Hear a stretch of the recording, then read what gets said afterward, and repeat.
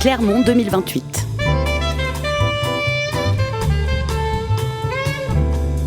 Clermont 2028. Quel projet, quelle programmation ? À seulement un mois désormais de la désignation de la capitale européenne de la culture pour 2028, l'Onde Porteuse vous propose une émission spéciale, Dossier Capital, présentée par Benoît Bouscarel. Bonjour à toutes et à tous. Il y aura des révélations dans cette émission. Nous allons découvrir ensemble la programmation de l'année capitale pour Clermont-Ferrand, peut-être, on l'espère en tout cas, l'année 2028, l'année pendant laquelle peut-être Clermont-Ferrand, avec tout le Massif central, sera capitale européenne de la culture. Le Massif central, et c'est une des chances peut-être de la candidature, c'est que le Massif central, c'est une invention permanente. Il a été inventé, puis comme la pénicilline, tu as inventé, puis on l'a redécouvert plus tard, et puis oublié et tout. Et là, on est dans une grande réinvention.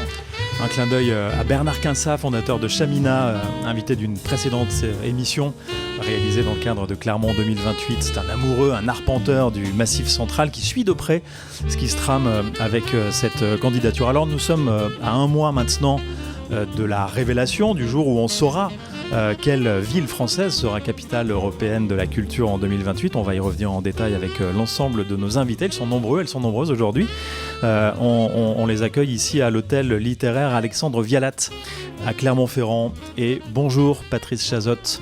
Bonjour. C'est à vous que j'ai envie de poser la première question. Vous êtes le directeur artistique de Clermont-Ferrand Massif Central 2028, l'association qui porte cette candidature. C'est vous qui avez coordonné ce dossier, c'est vous qui avez voulu construire ce dossier autour d'axes structurants. Il y a beaucoup de choses dans le dossier, peut-être qu'on peut voir déjà, hein, oui. Qu'on peut feuilleter ensemble, et en même temps une envie, une idée de structurer ce dossier autour d'un titre peut-être dont on peut parler, quand la culture rencontre la nature. Oui, ben c'est un très beau titre qu'on a voulu aussi, c'est l'incarnation de ce dossier. Quand la culture rencontre la nature, bon, vous le savez, hein, depuis le début, nous avons choisi un territoire très élargi, qui est ce Massif central. Et dans ce dossier, qu'on va dévoiler au fur et à mesure un peu quelques éléments, il y a cette notion en effet que la culture sans la nature et réciproquement, ça ne fonctionne pas, en tout cas sur notre territoire, ça ne fonctionne pas. Et donc on voulait revendiquer ça de manière très très forte. Et dans la lecture du dossier, j'espère que nos amis habitants du Massif central et d'ailleurs auront une belle surprise dans cette programmation, parce que tout ça est très lié dans cette terre du milieu. Bonjour Violaine Moreau. Bonjour. Et merci d'être avec nous également ici à l'hôtel Alexandre Vialat. Vous êtes en charge des publics et de l'inclusion pour Clermont 2028. Alors, c'est vraiment un axe fort aussi de la candidature que de vouloir une programmation accessible, inclusive. Comment est-ce que vous avez défini les questions qui vont avec ce grand principe-là ? Alors effectivement, c'est vraiment un prérequis pour cette candidature. On voulait que ce projet en fait parle à toutes les habitantes, tous les habitants du Massif central et qu'il puisse révéler en fait vraiment les particularités de chacune et de chacun. Et l'accessibilité, elle est d'abord dans la tête quelque part, de se donner aussi l'opportunité de faire tomber les préjugés qu'on peut parfois, dont on peut souffrir, mais parfois aussi qu'on s'impose à soi-même quand on se dit qu'on n'est pas, par exemple, qu'on comprend pas l'art contemporain, que c'est pas pour nous, qu'on a du mal à pousser les portes d'un musée. Déjà, l'accessibilité, elle se fait par l'expérimentation, par tout un tas de dispositifs où on va pouvoir pousser cette première porte, ou en tout cas ce premier contact. On va avoir ce premier contact avec la culture. Et la culture, on la vit aussi comme une culture très diverse qui peut être la gastronomie, on en parle beaucoup, ça peut être la rencontre. Et je pense que dans tous les dispositifs qu'on va mettre en place, c'est surtout créer des opportunités en fait, de rencontres entre les habitantes, les habitants, les artistes. Et par le biais de ces dispositifs-là, nous, on va s'attacher vraiment à être le plus possible accessible, tout en ne mettant pas l'accent sur des spécificités. En fait, on tend vraiment à ce que cette accessibilité, elle puisse profiter à toutes et à tous, et qu'elle soit aussi un confort de visite, ou en tout cas une manière de se retrouver ensemble, et ne pas stigmatiser et segmenter les publics. Et il y a des vrais principes derrière tout ça. Il y a des vrais programmes. On parlera tout à l'heure peut-être du labo, on parlera peut-être aussi du collectif Massif 2028. On va d'abord accueillir Isabelle Laveste. Bonjour. Bonjour. Et merci d'être avec nous. Vous êtes adjointe à la culture ici à Clermont-Ferrand. Vous me disiez en préparant cette émission, on ferait sans doute pas les choses de la même manière si on lançait les états généraux de la culture qui ont initié cette candidature à la capitale européenne de la culture. On les ferait pas de la même façon aujourd'hui qu'il y a maintenant 8 ans, c'était en 2015. Ouais, c'était en 2015. Et il est question là aussi de démocratie culturelle. Ça rejoint un peu ce que vient de dire Violaine.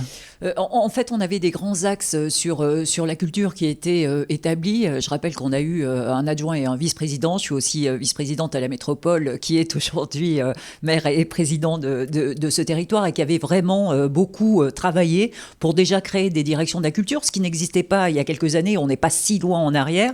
Et pour mettre en place de vraies politiques culturelles stratégiques. Donc les états généraux, ils étaient nécessaires parce que, voilà, je pense même qu'à un niveau national, des états généraux serait aussi une grande ambition pour le territoire. Et ça a été une manière de prendre un peu le pouls du territoire sur les ambitions quant à la culture. Nous, on avait déjà en tête dès 2014, et je pense même avant pour notre maire président, ce projet de capitale européenne. Mais enfin, il faut se souvenir que quand en 2014, on parle d'une potentielle candidature pour 2028, il faut quand même avoir beaucoup d'imagination et de ténacité pour tenir bon. Et ça a été effectivement toute la préfiguration qu'on a pu mettre en place. Mais j'allais dire sur un schéma structurel peut-être déjà établi, peut-être de mon point de vue un peu sectoriel et en tuyau d'orgue, en disant voilà, que voudraient les gens du spectacle vivant, que voudraient les gens des musiques actuelles, que voudraient les danseurs. Et on était aussi sur des politiques d'investissement, donc avec le grand projet de la scène nationale, donc un peu focalisé sur des outils qui ne nous permettaient pas aujourd'hui d'avoir une réflexion ouverte comme on a pu l'avoir. Et pour parler du grand territoire Massif Central, on n'en était pas là à l'époque, puisqu'on se rappelle que c'est une ville qui devait porter la candidature, et une ville et une métropole, mais qu'on était quand même un peu contraint, j'allais dire, sur les ouvertures d'esprit par rapport à cette candidature. On est avec Éric Roux également. Bonjour Éric Roux. Bonjour. Vous êtes le créateur de l'Étonnant Festin, président aussi du Festival international du court-métrage qui, en 2028, fêtera ses 50 ans et exact. Qui aura eu l'occasion d'ici là d'ailleurs d'inaugurer une cité du court. Est-ce qu'on peut en dire deux mots de cette cité du court? On en est où Pour essayer de faire très simple et bien comprendre tout le projet qu'il y a, parce que soutenu par la ville, la métropole, le département, l'État, l'imaginaire de la cité du court, c'est utiliser l'énergie en fait du festival qui dure un peu moins de 10 jours et l'utiliser tout au long de l'année. Que Clermont-Ferrand soit vraiment... Aujourd'hui, moi, ce qui m'impressionne toujours, c'est comment ce festival est reconnu dans le monde entier comme un espace de création, d'innovation, grâce à ce format du court, mais aussi un espace d'industrie, puisque c'est aussi de l'économie et le cinéma. Et l'idée de la Cité du court, c'est de pouvoir, tout au long de l'année, accueillir des résidences, faire des formations, essayer de prolonger en fait l'énergie du festival tout au long de l'année. C'est simplement ça. Et c'est vrai que 2028 sera pour Sauf qui peut, le court-métrage, l'association qui organise ce festival du court-métrage, une année formidable, puisque ce sera l'inauguration de la Cité du court et effectivement les 50 ans du festival. Avec, en plus, si j'ai bien compris, il y aurait une ouverture en janvier, juste avant le festival ou pendant le festival, une sorte de grand plateau de tournage sur tout Clermont-Ferrand, comme si Clermont-Ferrand était la ville du cinéma. Et je pense que c'est la ville du cinéma, parce qu'on parle de Sauf qui peut le court-métrage et du festival du court-métrage, mais il ne faut pas oublier Vidéoforme, Traces de vie, ou même par rapport à l'image, le travail formidable que fait l'Hôtel Franfred en accueillant des photographes avec des expositions fantastiques. Et c'est vrai qu'il m'a toujours frappé, en fait, dans cette relation du Festival du court-métrage et de Clermont-Ferrand, c'est la dimension extrêmement populaire de l'expression artistique et culturelle qu'offre le cinéma court au public clermontois et au public de toute la région, parce qu'il ne faut pas oublier que ce n'est pas juste Clermont. Le Festival du court-métrage draine des collégiens, des lycéens qui viennent de l'ensemble de la région, et on ne peut que travailler en fait avec l'ensemble de la région, donc le Massif Central. On parlera peut-être un peu de politique tout à l'heure, mais le sens de ma question, c'était aussi de savoir au niveau du financement. financement. Ce que je vous ai dit, là, au niveau du financement de la Cité du court, on en est où? C'est ça aussi un peu le sens de la question que je posais tout à l'heure. Le financement de la Cité du court est sur l'aspect bâtiment, architecture, est cadré. Si je ne me trompe pas, il y a une ouverture pour recevoir les projets en janvier 2024. Après, il va falloir imaginer, mais parce que c'est un travail au long terme, et avec tous nos partenaires, que ce soit nos partenaires publics ou bien sûr des partenaires privés, imaginer comment cette cité du cours va fonctionner, avec certainement des choses plus lourdes à faire fonctionner, mais aussi plus fortes pour les retombées, pour notre territoire et pour la place de Clermont-Ferrand comme ville de cinéma dans l'Europe et dans le monde entier. Alors on va essayer de comprendre s'il y a un moment Clermont là qu'il faudrait arriver à saisir, peut-être avec cette candidature et peut-être avec cette capitale. On aura la réponse le 13 décembre. Hein. Mais d'abord peut-être une question à vous encore, Éric Roux. L'ethnologue que vous êtes aussi, comment il perçoit ce titre-là quand la nature rencontre la culture? Ça vous parle, ça, non? C'est gagné d'avance quand on a une petite formation d'ethnologie. Effectivement, vous savez, toutes les expressions artistiques, toutes les expressions culturelles, on dépasse juste l'aspect artistique, ont toujours cette volonté d'aller chercher ce qui n'est pas dans l'humanité pour en faire quelque chose d'humain. Et aujourd'hui, la dimension philosophique qu'a pris cette relation entre nature et culture, grâce en partie à des philosophes comme Latour, c'est que tout est culture en fait. Notre manière d'appréhender la nature, de regarder une forêt, de planter une forêt, d'exploiter une forêt, de regarder un champ, de voir comment le blé va passer soit dans le pain, soit dans l'alimentation animale qui va faire notre nourriture, tout ça fabrique culture. Et fabrique culture avec cette chose absolument passionnante, c'est que, pour citer Lévi-Strauss, truc très simple, c'est que pour que ça soit bon à manger, pour que ça soit bon à faire de la culture, il faut que ça soit d'abord bon à penser. Et je trouve que l'une des originalités de ce projet de Clermont-Ferrand Massif Central comme capitale européenne de la culture, c'est d'avoir été chercher tous les acteurs qui peuvent fabriquer justement cette dimension qui permet de passer de nature à culture et de voir la nature comme une part de notre culture. Parce que c'est vrai que quand vous êtes à Clermont-Ferrand, 10 minutes de bus, 8 minutes de voiture ou 25 minutes de marche vous êtes dans une nature absolument extraordinaire, que ça soit du côté de Landes sur les coteaux où on trouve du fenouil sauvage ou sur la montagne où on va pouvoir goûter les bourgeons de pin. C'est faire culture aussi. Alors, est-ce qu'il y a un moment Clermont? C'est la question que j'évoquais un peu tout à l'heure. Clermont se transforme en ce moment, on peut en parler aussi 2 secondes. Le projet Inspire, il y a évidemment toute une politique, pas uniquement d'ailleurs une politique culturelle qui est en train de se mettre en place avec ce projet de capitale européenne de la culture. On verra si ça fonctionne, encore une fois. Mais est-ce que vous pourriez dire, peut-être, c'est une question pour Isabelle Laveste et peut-être Patrice Chazotte aussi, si on est dans un moment où peut-être c'est le bon timing pour le développement de Clermont pour arriver jusqu'à cette capitale européenne? Oui, moi je peux apporter des premiers éléments de réponse, mais quand on disait tout n'est pas culture, c'est vraiment faire le pari de la culture comme un levier du développement du territoire. C'est un projet de territoire, capitale européenne de la culture. Je le dis souvent parce que voilà, on peut en parler à différents niveaux, mais tout le monde imagine peut-être un événementiel plus.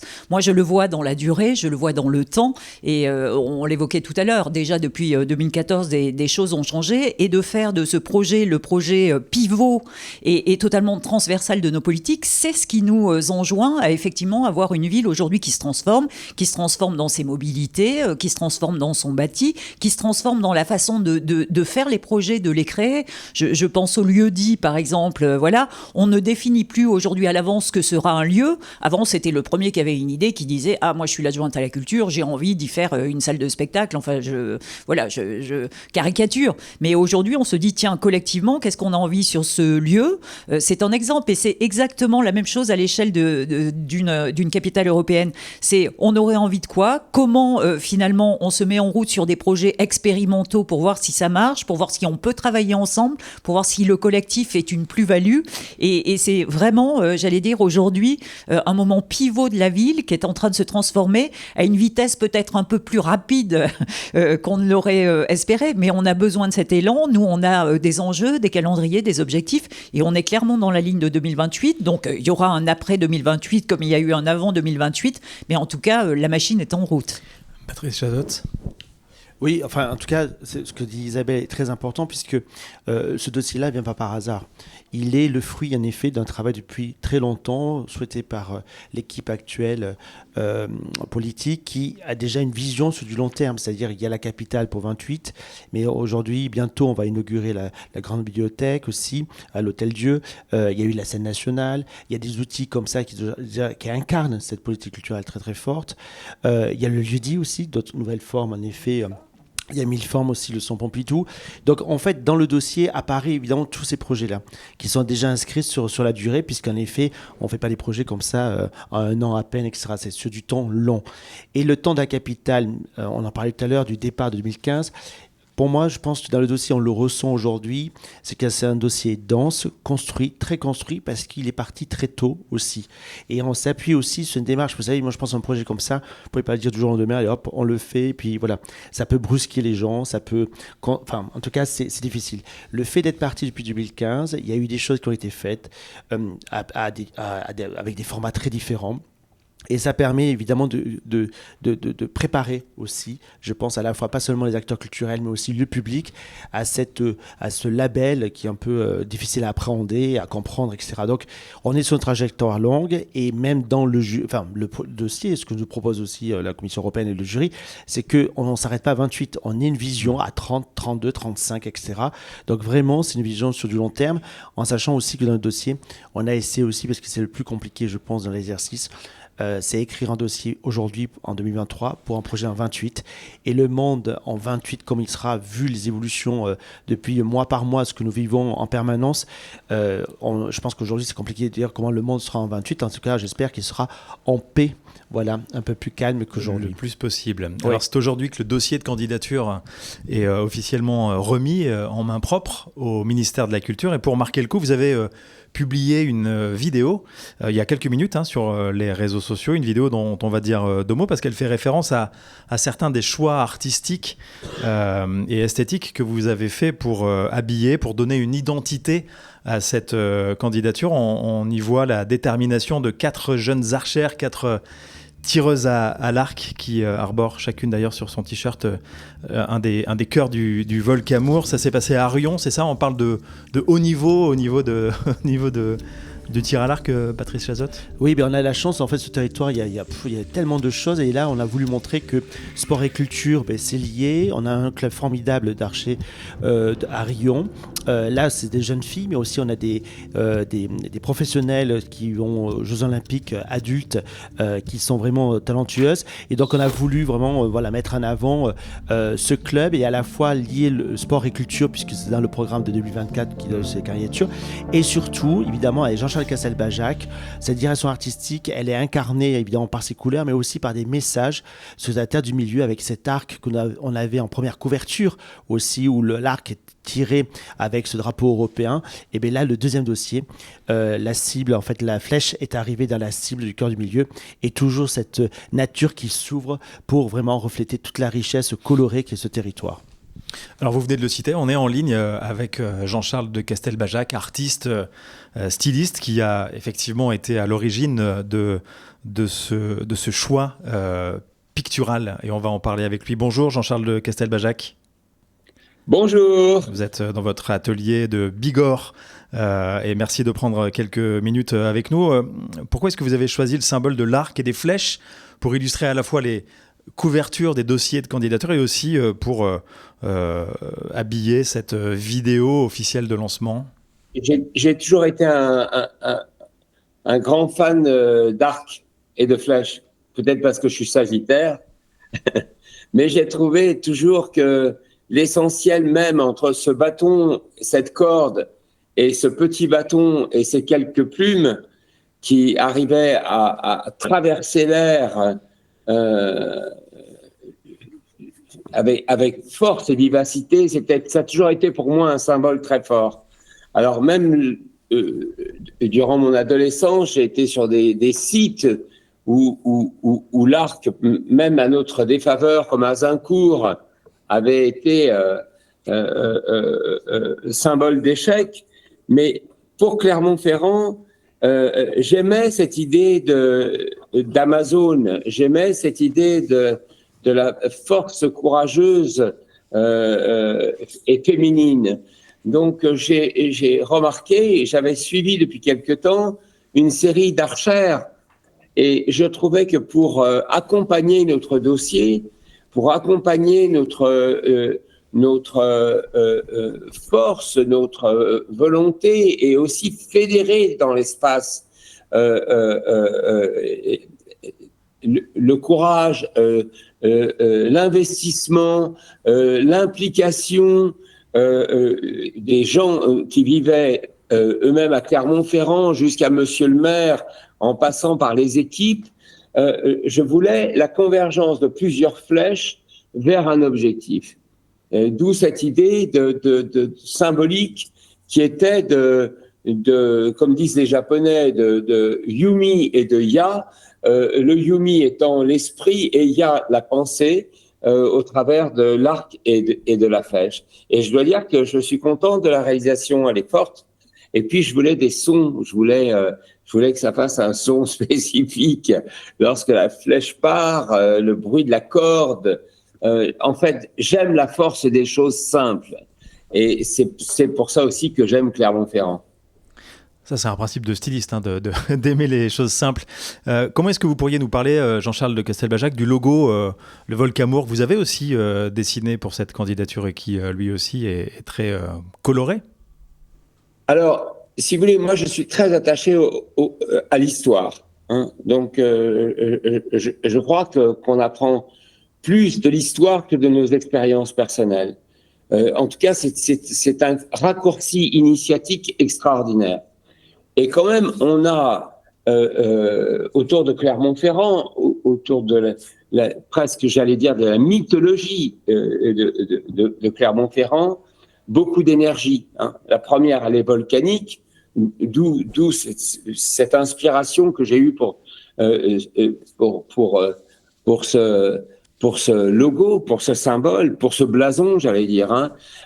Simplement, j'ai remplacé la lave par l'amour, hein, et par le vivre ensemble, et par aussi cette assemblée d'énergie autour d'un même effort. Tout ce que j'ai fait pour Clermont-Ferrand est lié à l'histoire. Ensuite, cette idée d'assembler des drapeaux, je crois que dans Clermont-Ferrand, il y a cette énergie du vent. Il y a cette énergie du souffle. Et c'est vrai que lorsque j'ai pensé à quelque chose de fédérateur, à quelque chose qui rassemble, à quelque chose qui appartient à tous dans un moment, dans une émotion, dans un fragment, dans un regard, j'ai pensé au drapeau. Et c'est vrai que quand je pense au drapeau, je pense à l'Europe. Et je pense à ces émotions d'enfant que j'avais lorsque je voyais tous les pays européens, tous les drapeaux des pays européens en haut des mâts, et que j'avais l'idée de quelque chose de très fort, de très uni, presque d'une chaîne au vent, d'une chaîne sensuelle presque et humaine au vent, et chromatique bien sûr, parce que la couleur est très importante. Merci beaucoup, Jean-Charles de Castelbajac, on vous libère. Merci d'avoir répondu à nos questions. Eh bien, au revoir. À très bientôt. Merci à vous. Et vive Clermont-Ferrand. Merci. Patrice Chazotte, quand vous entendez Jean-Charles de Castelbajac parler de cette assemblée des drapeaux, on pourrait peut-être aller un peu plus loin, on pourrait peut-être, on voit quelques exemples, on pourrait peut-être parler de l'Europe sans fin aussi, qui d'ailleurs englobe cette idée d'assembler des drapeaux dont on vient de parler. C'est quoi le programme L'Europe sans fin? L'Europe sans fin, mais à la fois c'est l'idée de Jean-Charles, hein, c'est vraiment cette assemblée de drapeaux fait par des artistes très très différents à la fois de ce territoire au niveau national et européen, qu'on réunit pendant toute l'année 28, et donc en fait tous ces drapeaux flottent à la fois dans Clermont Métropole et au-delà. Et puis aussi c'est un programme aussi musical associé, puisque Jean-Charles aussi est très attaché aussi à la musique, et donc intégré Europavox, tout ce que nous la Copé, enfin les groupes musicaux que nous avons sur le territoire territoire et avec évidemment des artistes européens pour qu'en effet, ça soit une année à la fois festive et qu'on incarne par ce biais-là l'Europe musicale aussi, au-delà de l'aspect graphique et contemporain qu'on peut voir sur ces formidables drapeaux qu'on a déjà fait flotter sur Clermont. Oui, qu'on a déjà vu effectivement. Donnez-nous un autre axe là, donnez-nous un peu l'eau à la bouche. Patrice Chazotte, on est là pour ça finalement, pour essayer de feuilleter ce dossier qui est encore secret, hein, le dossier le secret, de candidature. C'est secret. Et alors, voilà. Alors, Monsieur le maire, chaque fois, il me dit, on faut dire les choses, avancer, etc. Alors, oui, alors on le sait, nous sommes en compétition. On a face à nous des villes qui ont de très beaux projets. Et donc, c'est vrai qu'il y a un côté, on retient l'information parce que d'abord, on veut le proposer en primeur au jury. Oui, mais là, on est là pour ça aujourd'hui. Mais voilà, donc, mais à un moment donné, ouvrons-le, ça y ce est, dossier. on l'a déposé, donc on peut dire certaines choses. Certaines choses, d'abord, parce que pour montrer aussi que, d'abord, il y a nos invités tout à l'heure aussi, on va montrer aussi, on a travaillé aussi avec les artistes, évidemment, du territoire, très important, et puis aussi avec des artistes aussi nationaux et internationaux. Donc, on a gardé ce pourcentage. Alors, on peut dire, oui, pourquoi ce pourcentage? Mais enfin, à un moment donné, il faut bien des chiffres. 40% d'Européens internationaux, 30% nationaux et 30% locaux. Et puis, une parité aussi dans la programmation. Ça, c'est très important pour nous. Une parité de la programmation en tant qu'artistes hommes et femmes.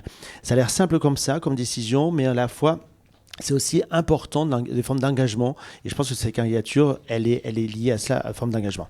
Alors, au niveau des artistes, on est parti déjà sur une programmation, on va dire, de 4 traversées, qui représentent les 4 saisons. Ces 4 traversées, 4 saisons ont des thématiques importantes qui permettront à tous les artistes, à tous les acteurs, à toutes les institutions de pouvoir se l'approprier. Donc, il y a des thématiques très liées au territoire. On parlait de l'histoire tout à l'heure, moi je crois énormément à ça. C'est-à-dire que ce projet-là, on l'a construit parce qu'on est ici. Ailleurs, ils feront autre chose sûrement, mais en tout cas, nous ici, tout est paysage, noir massif, résister, savoir-faire, héritage ouvrier, etc. Tous ces thèmes-là sont l'incarnation de ce territoire. Quand on a dit ça, comme l'a dit Castelbajac, on n'est pas passiste. On est ouvert sur le monde. Et donc, on prend ces sujets-là et on va les travailler de manière pluridisciplinaire, soit sous forme d'exposition, soit sous forme de spectacle, soit de forme de cinéma, etc. Et puis, on a ceci, évidemment, parce qu'on a envie aussi que les artistes ici travaillent aussi avec d'autres, et inversement, les Européens puissent venir travailler avec nous, et puis aussi présenter aussi ce qu'on va créer aussi. On a beaucoup de projets de création, donc ça, c'est aussi important. C'est pas seulement un programme, c'est aussi aide à la création dans toutes les disciplines, dans toutes les formes, et ça, on croit énormément à ce mécanisme de rencontre aussi entre artistes d'ici et d'ailleurs, et de travailler ensemble et de pouvoir aussi présenter à la fois ce territoire, par exemple un spectacle, mais aussi le présenter en République tchèque, par exemple. Et puis nous avons aussi, parce que c'est un peu l'exercice de ce projet, on a des noms assez connus internationalement, parce qu'il faut aussi faire venir du public touristique européen, aussi nationaux. Alors donnez-en quelques-uns. Alors, par exemple, moi, je suis très heureux parce que hier, j'ai vu le documentaire de Wim Wenders sur Hansa Kieffer.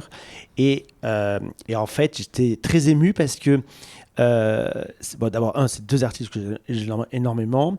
Et ces 2 artistes sont associés dans ce documentaire. Et ça je vous donne, si vous n'avez pas l'occasion de l'avoir vu, allez le voir. Parce que c'est vraiment l'état d'esprit de sa caricature. C'est-à-dire, à la fois Hansa Kieffer et son travail, sa manière d'approcher, de regarder le monde, sur résister, et Wim Wenders, la manière de le filmer avec cette poésie et tout, c'est en fait, on se rend compte, et les personnes qui ont lu le dossier, et je pense que c'est la plus belle chose qu'on a pu dire, et par rapport à l'équipe qui a travaillé dessus aussi, c'est que tout est dans un tout. En fait, parce que on a, par exemple, Wim Wenders, on l'a rencontré pour qu'il soit présent dans notre projet. Il sera là, voilà, le cinéaste Wim Wenders sera exactement, là toute l'année 2028. Il a accepté d'être là. Évidemment, tous ces films sont formidables, et donc il y aura une rétrospective de ces films. Mais au-delà de ça, il y aura aussi l'occasion de faire justement un court-métrage, peut-être sur cette année 28, à sa manière, à sa façon. Alors là, je laisse le créateur faire, donc on a le temps pour 28. Mais ce qui est intéressant avec Wenders, c'est qu'il a accepté parce que ce territoire, il le connaît un peu, mais pas tant que ça, et ça l'intéresse parce que avec toute l'incarnation que je vous dis. Nous avons aussi évidemment, on a voulu surtout, ça c'est très important, pas se cantonner à une discipline. Je pense qu'aussi c'est important d'avoir un projet aussi pluridisciplinaire. Donc on aura de la mode, on aura du spectacle vivant, du cinéma, de la musique, de toutes formes de musique. On aura aussi une volonté aussi pour nous de, justement, on en parlait tout à l'heure des publics, de pouvoir aussi faire de la fête, des cabarets, de la danse, de la magie. Donc on est sur quelque chose à la fois sérieux, dans le sens où on a des thématiques d'enjeux du XXIe siècle, et à la fois nous avons aussi un moment aussi de décompression qu'on souhaite, parce que, comme on l'a dit tout à l'heure, on est dans une époque aussi qui est complexe, et je pense qu'on ne peut pas seulement avoir des choses en permanence qui comment dire, ne font pas trop sourire, on va dire, mais à la fois il faut affronter ces enjeux, et à la fois il y a aussi une volonté de notre part de faire la fête, d'avoir des balles, de multiplier les choses où les rencontres se feront au fur et à mesure de l'année 28. Éric Roux, Isabelle Laveste, on va vous remercier. Non, c'est nous qui vous remercions. On va rester ensemble avec Violaine Moreau et Patrice Chazotte, puis on va accueillir d'autres invités dans la deuxième partie de cette émission. On va continuer évidemment dans cette deuxième partie à dévoiler des éléments du dossier de programmation. Et pour commencer, on va écouter Mathieu Poineau, qui est le cofondateur du café associatif Le Grain qu'on est allé rencontrer il y a quelques jours. Il a fait connaître Le Grain avec ses causeries, organisées un peu partout dans le Massif central, en lien d'ailleurs avec la candidature, mais des causeries qu'il aimerait maintenant pouvoir dépasser. On en a fait 2 saisons. Je crois qu'on a fait quasiment tous les parcs naturels régionaux du Massif central. Énorme expérience, des souvenirs mémorables. On a envie de faire autre chose maintenant, faire autre chose que des causeries. L'ADN reste toujours le même, c'est essayer de trouver des formats où on décale un petit peu le propos. On est vraiment sur quelque chose de très expérientiel, dans l'idée d'être toujours dans quelque chose de très, très intime, en tout cas, où on donne la parole, on se fait plutôt plus porte-voix que d'ailleurs porte-parole. Et voilà, et les formats ne sont pas encore définis, mais moi j'aime bien, tu vois, au Grain où on est là, il y a une arche. Où il y a écrit relier, et moi c'est un peu mon obsession depuis que je fais des projets sur le territoire, c'est comment relier, comment créer des ponts. Alors moi ce que j'aime beaucoup, c'est comment créer des ponts entre les cultures occidentales et extra-occidentales. Je trouve que c'est quelque chose qui manque un peu, et qu'il y a de plus en plus, mais il faut pousser ça. Et aussi j'aime bien comment on crée des ponts entre les cultures classiques, donc tu vois, ce qu'on appelle aujourd'hui encore la culture, tu vois, qu'un C majuscule, et les cultures numériques, donc les cultures des streaming, des Netflix, les cultures des gamers, voilà, comment on crée ces ponts-là, et c'est ce que j'espère on fera ensemble à l'avenir. Oui, parce que tu es vraiment engagé dans ce projet Capital, et l'idée, alors peut-être en dépassant d'ailleurs Le Grain, c'est de proposer énormément de choses, et aussi de coloriser peut-être, c'est ça le débat, ou les esprits, c'est ça, ou la société aussi. Ouais, l'idée c'est de coloriser les esprits, c'est une formule que j'aime utiliser, c'est à défaut de coloniser les esprits, coloriser les esprits, c'est voilà comment on repense, comment on pense une culture qui donne de la place à de nombreuses cultures. Et je pense que rien que le fait dans cette candidature, de mettre la nourriture, de mettre en avant les savoirs populaires, les savoirs situés, c'est l'ADN déjà de la candidature, et c'est là où je me retrouve particulièrement. Et effectivement, pour aller même pour être très terre à terre sur le terme de coloriser, l'idée serait tous les 2 ans de travailler sur une couleur. Et tu n'es pas sans savoir qu'en 2028, il y a un des axes de la candidature qui s'appelle Noir Massif. Et j'aimerais proposer, j'ai proposé une saison qui s'appellerait Black Mirror, où on questionne, on interroge, on explore les cultures noires et voir comment elles sont et le reflet de notre diversité dans toute sa richesse, et aussi le miroir de nos blocages.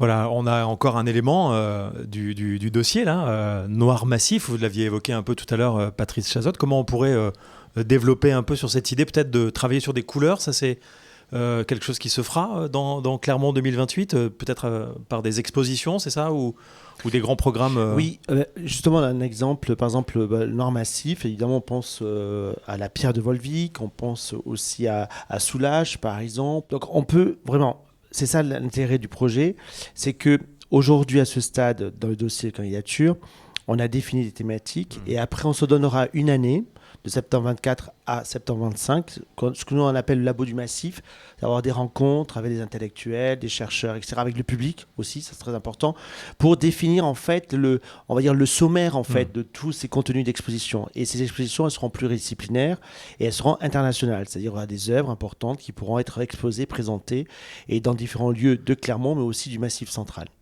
Alors, le Labo du Massif, on en disait un tout petit mot au début de cette émission, Violaine Moreau, et avant d'accueillir de nouvelles invitées, peut-être cette idée de travailler, encore une fois, en co-construction, l'ensemble de la programmation de 2028. Vous pouvez nous en dire un peu plus là-dessus ? Oui. On ne voulait pas que le public soit absent justement de cette construction. On voulait vraiment les associer. Souvent, quand on construit une exposition, on a des commissaires, on a des artistes associés, et on voulait en fait que le public soit aussi un intervenant qui ait son mot à dire dans la construction de ces expositions. Et c'est à travers le Labo du Massif qu'ils vont avoir l'opportunité d'être impliqués en amont en fait de l'année 2028 pour réfléchir, alors avec des experts qu'on va convoquer dans différentes thématiques lors de toute une année en fait de rencontres, de conférences, de rendez-vous, réfléchir à ces thématiques et faire émerger peut-être des contenus complémentaires, des contenus qui vont aussi alimenter les expositions, mais aussi donner lieu à des spectacles, à des performances Oui, ça va se passer sur l'ensemble du Massif central, sur l'ensemble Exactement. de la programmation. Oui, tout à fait. Ouais. Bonjour Mathilde Loridon. Bonjour. Et merci d'être avec nous. Vous êtes violoniste au sein de l'Alma Mahler Kammerorchester. Tout à fait, très C'est bonne bien ça. prononciation. Orchestre de chambre européen qui sera partenaire de Clermont 2028. Si le 13 décembre on a une bonne nouvelle. C'est un orchestre que vous avez créé, l'Alma Mahler Kammerorchester. On va peut-être en dire deux mots dans quelques minutes. D'abord, comment est-ce que vous voyez votre implication autour de la capitale européenne de la culture et comment ça s'est passé la rencontre avec Clermont-Ferrand ? Alors nos trajectoires se sont croisées il y a 3 ans maintenant. En fait, on faisait notre première résidence en France. Jusqu'ici, on avait été résident en Italie, en Autriche, en Allemagne, en Suisse et au Danemark.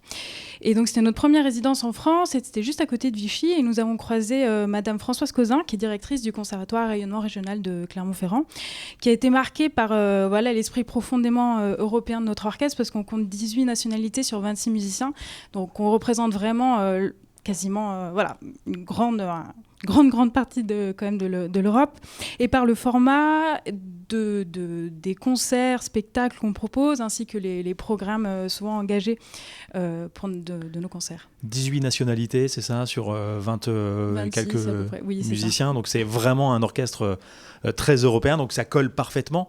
Votre objectif avec des réductions de pièces symphoniques, c'est d'apporter la musique classique, les œuvres au plus près des territoires, c'est bien ça ? Ça vous parle du coup, la dimension Massif central aussi, et rurale ?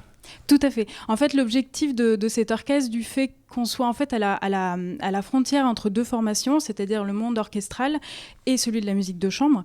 La musique de chambre, on parle au maximum de 8 musiciens. Un orchestre, c'est autour de 80-100 musiciens. Donc là, on était vraiment entre les deux. C'était de pouvoir vraiment explorer le champ des possibilités musicales entre ces deux formations et de proposer des programmes qui d'habitude sont joués par plus d'une centaine de musiciens et qui du coup sont forcément cantonnés à des grandes salles de concert, à des grandes villes, et de pouvoir apporter ce répertoire qui est quand même magnifique partout. C'est-à-dire que du coup, on s'est produit à la fois donc dans des gymnases, les marchés, des petites églises, les maisons de quartier, comme on continue évidemment également de se produire sur des grandes scènes internationales, comme le Festival d'Innsgavl au Danemark, la Frauenkirche de Dresde, le Festival Mahler en Italie. Voilà, donc on a vraiment un panel de lieux où on se produit qui est très, très, très large. Et donc on vous attend pour 2028 aussi avec l'Alma Mahler Kammerorchester. On accueille aussi Delphine Gigou-Martin avant tout ça. Bonjour. Bonjour. Et merci d'être avec nous. Vous êtes artiste plasticienne. On change radicalement de secteur d'activité. Vous aussi avez une programmation, ou en tout cas une proposition faite dans le cadre de cette programmation de Clermont 2028. On voit vos œuvres défiler là depuis tout à l'heure à l'écran et ça va continuer un peu. Comment est-ce que vous vous êtes situé, vous qui êtes une artiste ancrée vraiment aussi dans le territoire et, j'allais dire, jalousement auvergnate ou presque clermontoise ? Oui, je suis restée ici, mon atelier est ici, et c'est plutôt mon travail qui se déplace. C'est-à-dire qu'en fait, voilà, j'expose en France ou à l'étranger, et je vais au gré des invitations, mais j'ai un ancrage très fort avec ce territoire, avec ce paysage. Mon atelier est en face de la forêt, et ça a une importance. Je crois que ça joue aussi sur les matériaux, dans une approche aussi de cette idée de nature dont on parle depuis tout à l'heure, et du vivant, c'est-à-dire de la possibilité de l'extension de ce vivant, en fait. Voilà. Ouais, la mort aussi est présente. La mort aussi, oui. Vous travaillez beaucoup autour de l'animalité. Oui. Expliquez-nous. En fait, je citerai un Italien, un philosophe italien, Giordano Bruno, qui, d'un coup, parle d'une extension du vivant, c'est-à-dire effectivement peut-être qu'il y a d'autres formes de pensée et de conscience et de vie au-delà de l'homme, avec l'animal, le végétal et le minéral, et peut-être le cosmos aussi. Et finalement, c'est un peu dans cette philosophie que je retrouve ces questions de ce paysage ici qui nous entoure, avec cette extension possible de tout ce qui nous ramène au merveilleux.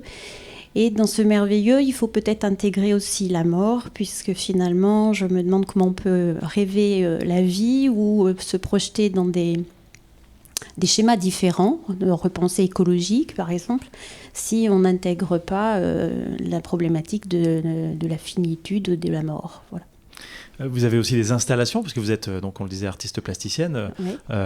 Des projections, des dessins animés également, et puis des installations en forêt, en pleine nature.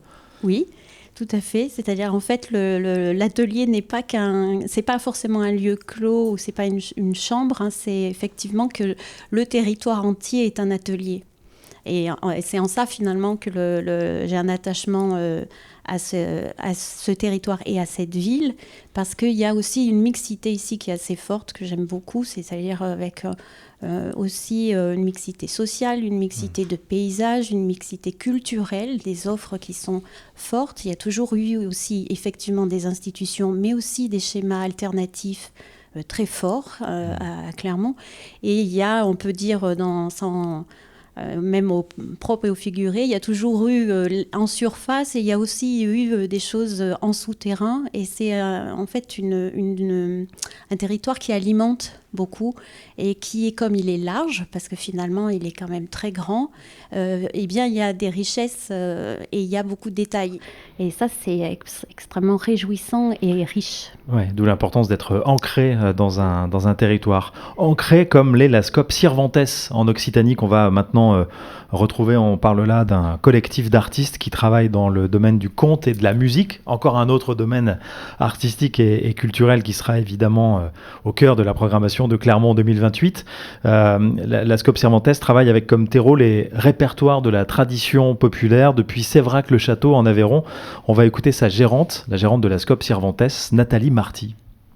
Les répertoires traditionnels, c'est quelque chose qui évolue dans le temps et qui sont réécrits, réarrangés, réinterprétés. Et c'est aussi ça qui est important, c'est que les traditions, elles se transmettent, et en même temps qu'elles se transmettent, elles bougent. Et notre intention et notre volonté de participer à cette capitale européenne, oui, c'est d'apporter aussi cette ressource-là, cette vision-là. C'est que raconter le monde en occitan, ça n'empêche pas de le raconter aussi en anglais, en estonien ou dans d'autres langues. D'autant que dans le domaine du conte, même dans les répertoires traditionnels, il y a beaucoup d'équivalence. Les contes traditionnels occitans, ils ont régulièrement les mêmes trames que des contes de d'autres pays. Et c'est forcément quelque chose qui est source de rencontres et de partage.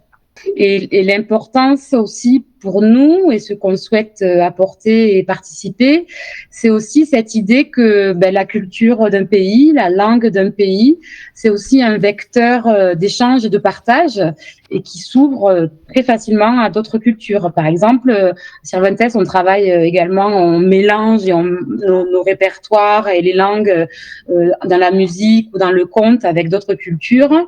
Et nous avons par exemple une conteuse qui peut raconter à la fois en bilingue occitan-français et en bilingue occitan-anglais et qui régulièrement tisse des liens avec des conteurs d'autres pays en Europe ou ailleurs pour pour raconter des histoires. Et pour nous, cette idée-là, c'est un sujet d'importance dans l'ouverture aux autres. Nathalie Marty, donc de la SCOP Cervantes à Séverac-le-Château, Mathilde Loridon, ce qui vient d'être dit a peut-être une résonance pour vous assez importante. Vous travaillez aussi avec des fragments de culture populaire. Vous me disiez en préparant cette émission que vous prépariez des programmations liées évidemment avec la capitale européenne de la culture, le projet en tout cas, Clermont 2028, autour du répertoire auvergnat. Oui, alors en fait, c'est-à-dire que souvent on a tendance à séparer la musique dite classique de la musique dite populaire, alors que toutes les deux s'influencent constamment. Notre premier programme que nous avions fait pour notre première résidence ici à Clermont-Ferrand s'appelait justement Folk Songs, et elle mettait en parallèle deux œuvres, la Symphonie du Nouveau Monde de Dvorak et les folk songs de Luciano Berio, un compositeur italien. Et en fait, les deux font un chemin inverse et parallèle, c'est-à-dire que dans les folk songs, Berio reprend beaucoup de mélodies vraiment venant de partout dans le monde, des États-Unis, de l'Arménie, et dont une chanson auvergnate d'ailleurs. Il y a une chanson de Sardaigne également, et qu'il retranscrit dans un langage entre guillemets savant. Et à l'inverse, Dvorak, quand il arrive aux États-Unis, il compose cette symphonie du Nouveau Monde qui marque les critiques parce qu'il y voit la naissance de la musique américaine. Et d'ailleurs, beaucoup de ces mélodies de cette symphonie rentrent complètement dans le répertoire américain, comme le Going Home, c'est le thème du deuxième mouvement. Mais à la base, en fait, il est tchèque, et donc en fait, beaucoup de thèmes sont inspirés de la musique tchèque. Donc c'est drôle, on voit vraiment tout ce... Comment dire, ces cultures qui voyagent, qui se rencontrent et qui créent ensuite d'autres cultures. Le jazz, c'était ça, par exemple. Et donc voilà, ensuite, à partir de là, on a construit effectivement d'autres programmes, dont un effectivement beaucoup plus tourné sur l'Auvergne. Patrice Chazotte, est-ce qu'on peut parler de lieux peut-être de lieux? Alors on a évidemment, quand on parle de son, quand on parle de musique, l'envie peut-être dans le cadre d'une capitale européenne de la culture, de voir émerger de nouveaux lieux de type auditorium. Vous allez me répondre, hein, je ne sais pas exactement ce qu'il y a dans ce dossier. Si, je le sais, mais je vous pose la question. Est-ce qu'on aura un nouveau lieu pour le son? Est-ce que vous avez imaginé peut-être d'autres lieux pour les arts contemporains? On en parlait tout à l'heure avec Delphine Gigou-Martin. Est-ce que vous avez comme ça des révélations à nous faire avant qu'on termine cette émission? Alors oui, on a évidemment, on a fait une candidature depuis le départ. Bon, vous l'avez compris, hein, la ville, la métropole a déjà engagé beaucoup de projets, de bâtiments, la scène nationale, la grande bibliothèque. Et donc on n'est pas parti sur une candidature où on va construire énormément de choses. On va plutôt utiliser des lieux existants qu'on va transformer pour pouvoir accueillir le projet de 2028. Et puis, on va créer aussi plusieurs choses. Une Villa Pascal, qui est une villa d'accueil de résidence d'artistes européens, internationaux, qui sera semi-nomade, puisqu'il y aura le point d'ancrage sera ici, mais aussi les résidences auront lieu au Massif Central, donc des allers-retours permanents. Une villa autour de l'art, l'artisanat, la mode, le design, et donc pluridisciplinaires qui croiseront à la fois des écrivains, etc. Donc très pluridisciplinaire. Un autre sujet, on a parlé tout à l'heure de la notion de fierté, et donc c'est le projet qu'on a essayé de retenir, parce que quand il y a une candidature, si vous voulez, c'est tellement large, on ne pourrait pas mettre tous les projets évidemment, mais il faut faire des choix. Et les choix notamment bâtimentaires, de création de lieux, un peu comme Milleforme qu'on a créé avec le Son Pompidou. Ce lieu aujourd'hui, Milleforme, il a 4 ans. C'est un gros succès ici, c'est gratuit. C'est une démarche du maire en disant pour les 0-6 ans, comment la culture pour les tout petits. Maintenant, justement, Montpellier a décidé de créer aussi un Milleforme à Montpellier l'année prochaine. Et il y a des discussions, je sais, dans d'autres villes françaises. En République tchèque, Severodvice, qui a été sélectionné pour la candidature, va créer un Milleforme aussi. Ils ont envie de créer un Milleforme. Pourquoi je vous parle de ça? Parce que les projets que nous avons créés ici, maintenant, peuvent s'exporter. Et l'idée de la candidature est la suivante aussi, c'est-à-dire ce qu'on va faire ici pour 28, pourquoi pas, pourront être exportés. Et au lieu du chemin inverse, souvent, à Clermont-Ferrand, ou pas qu'à Clermont, mais souvent en Provence, etc., on est le côté, on regarde toujours les autres en disant « Ah, ben eux, ils ont ça », on se compare souvent. Et on aimerait avoir quelque chose par rapport aux autres. Mais le temps de le réaliser, il faut 10 ou 15 ans, et quand on l'a fait, c'est un peu daté.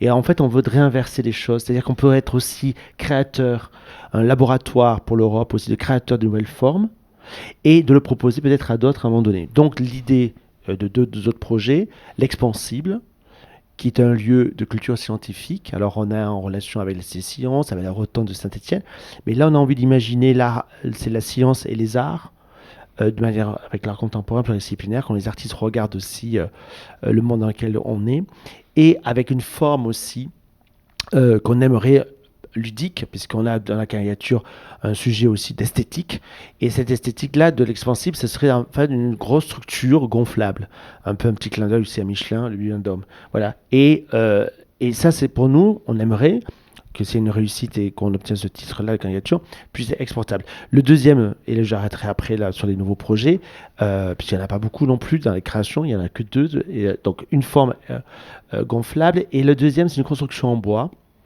avec la filière bois du Massif Central.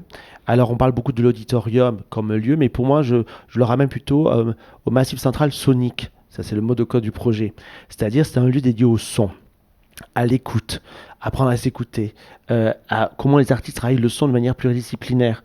Et évidemment, il y aura l'auditorium pour les répertoires classiques et contemporains, parce qu'il y a une nécessité ici, puis on a beaucoup d'acteurs de ce territoire voilà, qui ont besoin de lieux. Par contre, ça ne sera pas qu'une salle. Ce sera une salle, certes, mais aussi autour, une programmation d'exposition pluridisciplinaire dédiée au son. Et puis aussi, au cœur de ce projet-là, parce qu'on travaille aussi avec Cécile Fleury là-dessus, c'est aussi apprendre à s'écouter, travailler. Donc, vous voyez, quand on prend c'est comme le domaine scientifique, il ne faut pas prendre un sujet aujourd'hui, et je ne crois plus à des projets culturels de ce type, en disant, je crée un lieu avec un domaine très fermé, mais plutôt on crée des lieux pluridisciplinaires où on convie des disciplines très différentes pour que ce soit pluridisciplinaire. Tout simplement parce que, et je m'arrêterai là-dessus, c'est que le public, on le voit, Covid ou après Covid, hein, parce que moi, avant Covid, on le voit dans les pratiques musicales, le public et tout, il évolue énormément. Et attention qu'on ne fasse pas des lieux où le public ne serait plus là parce qu'il est vieillissant, il ne se renouvelle pas, etc.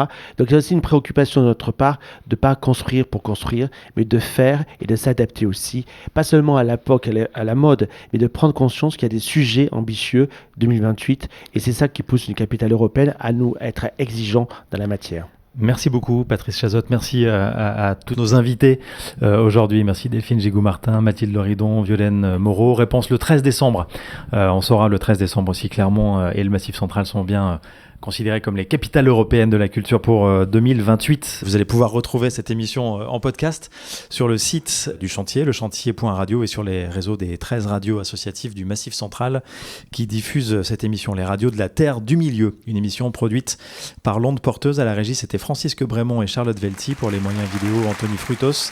Régie plateau, Michael Grelin. Merci à l'hôtel littéraire Alexandre Vialat, à Clermont 2028 et au comité de Massif qui a aidé à la réalisation de cette émission. Les applaudissements, c'était pas pour nous, c'était pour Bill Mobley, puisque on se quitte de la meilleure des manières avec un morceau enregistré en 2012 à Jazz en Tête, autre partenaire de la capitale européenne de la culture, Dream Team, composé par Xavier Felgerol. C'est une collaboration entre l'arrangeur Bill Mobley, le batteur Billy Kilson et l'orchestre d'Auvergne. Merci à toutes et à tous et à très bientôt. Merci à vous.